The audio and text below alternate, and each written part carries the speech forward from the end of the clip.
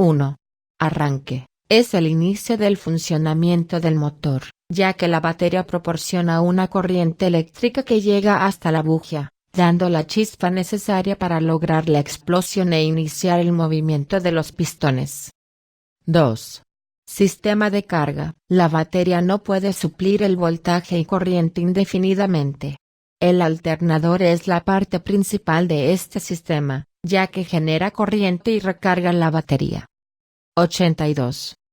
3. Alumbrado y servicios, luces, elementos de señalización, instrumental, accesorios. Ver gráfico 33. Alternador. Gráfico 33, sistema eléctrico. DLST,TMD0. 7. Control de contaminantes. En un vehículo existen varios lugares donde se producen contaminantes, entre ellos, el sistema de combustible, el proceso de combustión y el depósito de aceite del motor. Para el control de los contaminantes y su disminución al mínimo, una serie de pequeños dispositivos mecánicos y electrónicos se han incorporado en distintas partes del vehículo, principalmente en el motor y el tubo de escape, que controlan las diferentes condiciones de marcha del mismo para lograr una combustión lo mejor posible, logrando así economía y disminución de los niveles de contaminación ambiental. 8. Sistema de lubricación. Sirve para evitar el roce entre las piezas del motor. El aceite posee propiedades detergentes por lo que brinda limpieza a las partes sin. 83. Ternas. Funciona como antioxidante y mejora la acústica. Todo esto disminuye el desgaste prematuro de las piezas y su recalentamiento. Se considera elemento esencial de este sistema el aceite, que se sustituye periódicamente según especificaciones del fabricante o experto y uso del vehículo. Ver gráfico 34. Sus componentes son 7. 1. Cárter. 2. Varilla medidora. 3. Bomba. 4. Aceite. 5. Filtro. 6. Tubo de distribución. 7. Tapón del tubo de aceite. Gráfico 34. Sistema de lubricación. 9. Sistema de embrague. Su función principal es separar el sistema de transmisión del motor y con ello realizar el cambio de marcha para aumentar o disminuir la velocidad, según los requerimientos del conductor. Ver gráfico 35. Sus partes principales son 1. Horquilla. 2. Rol de empuje. Gráfico 35. Sistema de embrague. 3. Plato de presión. 4. Disco. Vehículos manuales y automáticos. Al momento de elegir entre estas dos opciones, los expertos en el tema recomiendan poner en la balanza rubros como la potencia, la economía, la simplicidad y las condiciones de uso que tendrá el vehículo. Es importante saber si como conductor se siente incapaz de hacer varias tareas a la vez. Si la respuesta es sí, es mejor que decida por un vehículo automático, ya que en uno de transmisión manual el conductor debe estar atento a mantener el vehículo estable, hacer los cambios a tiempo y estar alerta a los peligros y situaciones en la carretera. Los vehículos automáticos brindan más comodidad en el manejo pues no es necesario los cambios constantes de marchas especialmente en tránsito denso o largos recorridos. Sí es importante recordar que los vehículos automáticos se conducen utilizando solo el pie derecho para evitar confusiones con el pedal del freno y el acelerador. 85. Palanca de cambios, palanca de cambios. Caja automática, caja manual. 10. Sistema de enfriamiento. Los motores funcionan con principios de termodinámica, es decir, el motor y todos los sistemas deben funcionar en caliente y no en frío. La principal función del sistema de enfriamiento es mantener la temperatura ideal en el motor. En el encendido, permite el calentamiento y luego regula la temperatura evitando el sobrecalentamiento del mismo, debido a que durante el funcionamiento las paredes de cilindros alcanzan altas temperaturas. El elemento esencial para el funcionamiento de este sistema es el agua o el refrigerante conocido como coolant, ver gráfico 36. 86. Gráfico 36, sistema de enfriamiento. Se compone de las siguientes partes. 8. 11. Tablero o panel de instrumentos. Consiste en una serie de indicadores, marcador de velocidad, odómetro, tacómetro, control de temperatura, nivel de combustible, entre otros. Indica el buen o mal funcionamiento de algún sistema del vehículo, entre otros. Cuando conduzca esté pendiente de cualquier variación que se produzca en él. Es importante revisar la simbología de acuerdo con el manual del fabricante, ya que nos indica situaciones que se presentan durante la conducción. 87. 12. Llantas. Las funciones principales de las llantas son, soportar la carga del vehículo, transmitir la fuerza impulsora y de frenado, absorber impactos, así como mantener la dirección del vehículo. La llanta almacena herméticamente un volumen de aire a alta presión que varía entre las 20 y 120 libras por pulgada cuadrada dependiendo de las exigencias del vehículo. Existen varios tipos en el mercado, tubular y radial, pero lo más importante es revisar diariamente la presión de inflado, ya que si una llanta tiene poca presión, esta se desgastará más a los lados y si tiene mucha presión, se desgastará más en el centro, provocando inestabilidad en el rodamiento. También debemos estar pendientes de revisar periódicamente la profundidad de la ranura que no alcance el testigo de la llanta. El alineamiento y la rotación de las llantas es importante ya que si no están bien alineadas se desgastan con más rapidez y de manera irregular, además provoca un aumento innecesario en el consumo de combustible, ver gráfico 37. ¿Cómo cambiar una llanta? Saber cómo cambiar una llanta es muy importante, y para ello se deben seguir los siguientes pasos. 1. Escoger bien el lugar donde se va a realizar el cambio de la llanta. El vehículo debe estar fuera de la carretera, en un lugar seguro, plano y alejado de la circulación. 2.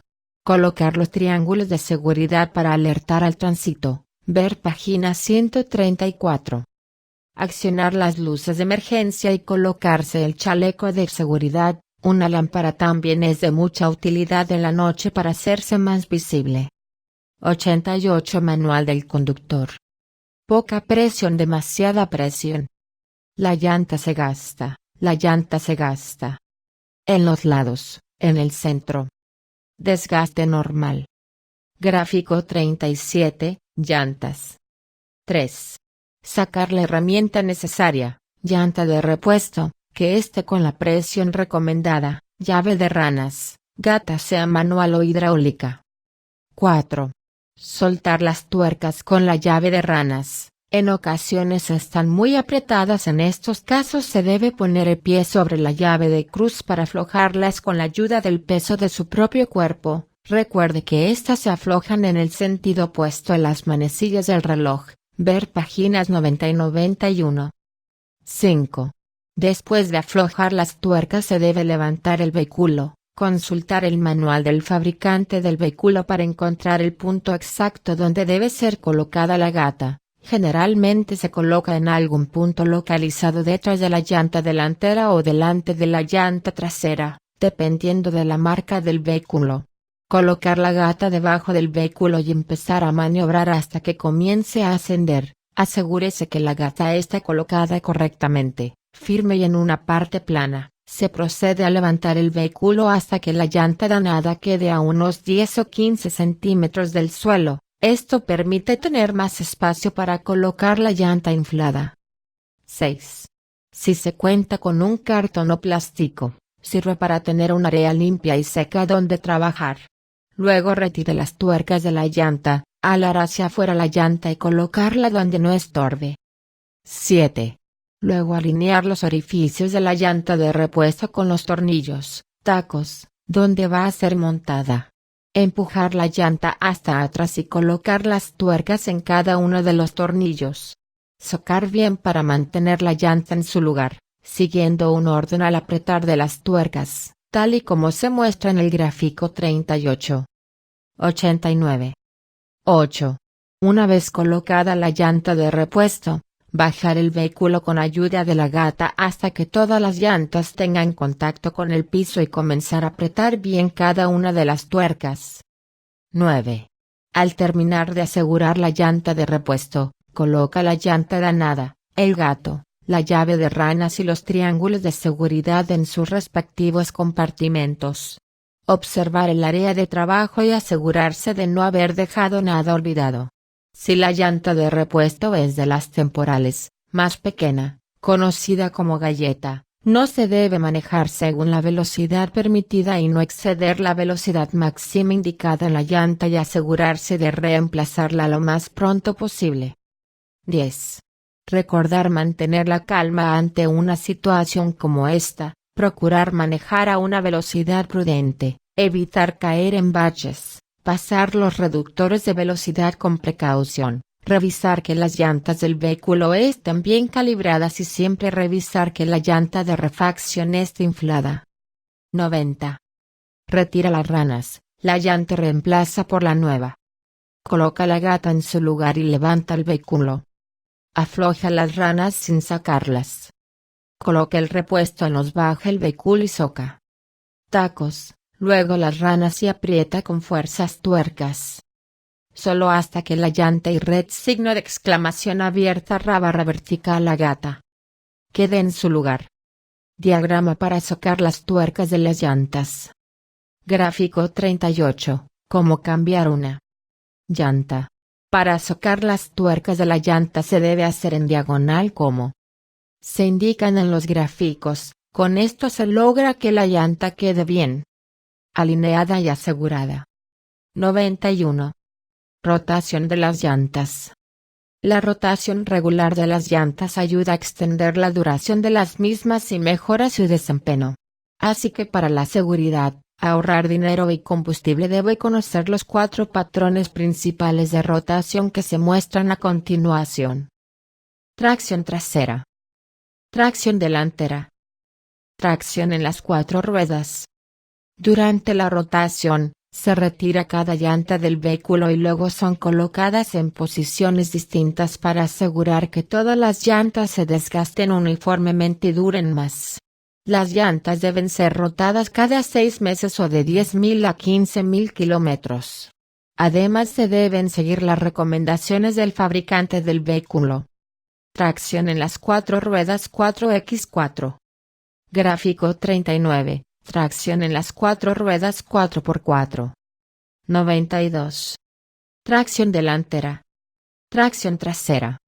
Controlar el desgaste de las llantas, una cuestión de seguridad. El control regular del desgaste de las llantas forma parte de los hábitos del buen conductor. De hecho, la banda de rodamiento es la única parte de la llanta en contacto con la calzada. La calidad de la llanta y la profundidad de las ranuras que la estrian determinan directamente la adherencia del vehículo a la calzada. Una llanta desgastada conlleva un mayor riesgo de estallonazos y patinazos. Además, las condiciones de frenado y estabilidad en carretera disminuyen con el grado de desgaste, sobre todo en condiciones adversas. La reglamentación ha establecido un límite legal de desgaste. El límite es el que indica el testigo de desgaste, que es una marca puesta por el fabricante de llantas para indicar el máximo desgaste permitido. 93. El testigo de desgaste es el sistema más habitual. Se trata de un taco de goma de 1,6 milímetros de grosor, que normalmente va incrustado en el fondo de los canales longitudinales. Cuando la banda de rodamiento llega a su nivel, la llanta ha alcanzado el límite legal de utilización y debe ser reemplazada. Tipos de desgaste en las llantas. Normal, bandas de las llantas expuestas, reemplazar. Desgaste irregular del hombro de la llanta, reemplazar. II. Desgaste del hombro de la llanta, reemplazar. Desgaste central, reemplazar. Dispositivo para medir el canal de la llanta. Testigo de la llanta,